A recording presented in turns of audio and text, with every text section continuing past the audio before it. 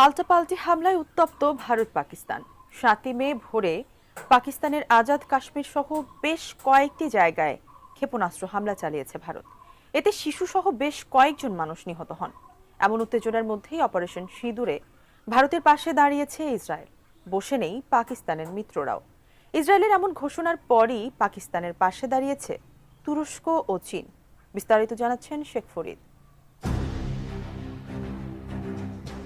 কাশ্মীরে সন্ত্রাসী হামলার জেরে পাকিস্তানের ৯টি স্থাপনায় একযোগে ক্ষেপণাস্ত্র হামলা চালিয়েছে ভারত।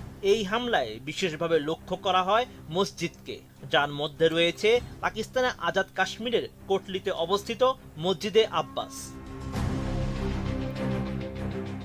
জবাবে পাল্টা হামলাও চালিয়েছে শাহবাজ বাহিনী। পাকিস্তানের পাল্টা হামলায় ভারতের ৫টি যুদ্ধবিমান, একটি ড্রোন এবং একটি ব্রিগেড সদর দপ্তর ও চেকপোস্ট গুঁড়িয়ে দেওয়া